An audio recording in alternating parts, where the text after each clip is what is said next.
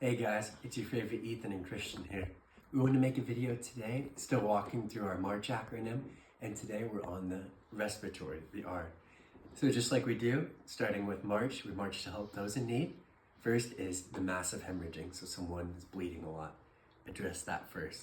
That's the thing, that's the fast killer. Next we do the airway, so if we need to use the Heimlich maneuver or put someone in the rescue position so they don't have vomit or blood in their mouth, that way their airway is clear. And then next we get to the R, the respiratory. And so in respiratory, for this intro type training, it's going to be mostly involved in rescue breaths is what we're going to be doing. And so situations where you need to use rescue breaths are, say, someone was drowning in water and you pull them back up. Their heart's still beating just fine, so you don't need to do full-on CPR, but you need to give that person breaths so that they can get back in their rhythm of breathing themselves. So that's just a common situation where, say someone was just choking, you cleared their airway, but they're so weak they're not breathing very well because they were choking for minutes on end. That's when you may need to do some rescue breaths. And so rescue breath in a situation, so you come up on a patient and you can tell their heart is still beating, but they're having trouble breathing. What you're basically doing is you're breathing for them. It's amazing how we're able to come and actually help someone that's facing a trauma like this, and we're able to keep them alive with our help. And so coming up on a patient, we can tell that they're not breathing. And general signs of that is you won't see the rising and falling of the chest at all. And another sign is you can go and you can tell their mouth is closed and you don't feel any airway being moved, or some of the identifiers. So we've checked our patient, there's no massive bleeding, there's nothing wrong with the airway, it's clear, they're just not breathing. That's when we address the R in M.A.R.C.H. And so I come up on this patient, I notice they're not breathing at all. I think the heart's still beating, so I don't need to do my chest compressions for the CPR. What I can do is I can then kick that person's head back, and this opens up the airway to allow for a direct flow of air. And I'm gonna give them 2 deep rescue breaths.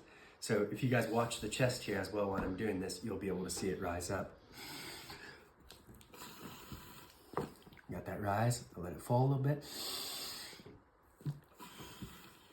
And now those 2 breaths right there can be able to get that person enough breath in their lungs for about 20-30 seconds. So say I went and I gave them those 2 breaths, and after noticing they weren't breathing, this could be the time I call for help, help, help. Or I get my phone out, 911, set it right there while I'm still caring for my patient right here. So 30 seconds elapse. Wait for it. Nice. And the 30 seconds is what you do when you're doing conventional CPR too. After the 30 seconds of chest compressions, you do the 2 rescue breaths. So that's what it's going to generally look at with an adult, being able to give them those 2 rescue breaths. And so now we'll move on to an infant. So say you come up on a baby, heart still beating, no major bleeding, airway is clear, and now, but they're not breathing for some reason, no rise and fall of the chest, no breath in and out of the mouth or nostrils. So coming up on that baby, Mia will come back and kick that head back as well to get that airway opened up. And then with the rescue breaths here being a bit more gentle because of the size of the lungs, not 2 forceful breaths, but 2 lighter breaths.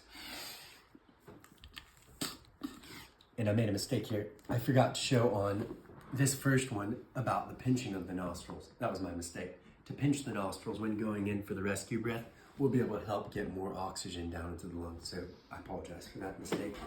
So with the baby, you can either pinch the nostrils or you can just cup your mouth around both their nostrils and their mouth. So hopefully they don't have a little boogery runny nose. But you do it to rescue baby. Kick that head back. You see the rise of that chest right there right away? I'll be a little gentler this time. Okay, so they've got that oxygen in their lungs right now that they'll be able to work off of. And just like I said before, calling for help, calling for help. Now with these smaller lungs, we'll give them breath intervals closer to 15 seconds apart, because those little lungs only have so much of a capacity. So we'll go about that 15 seconds.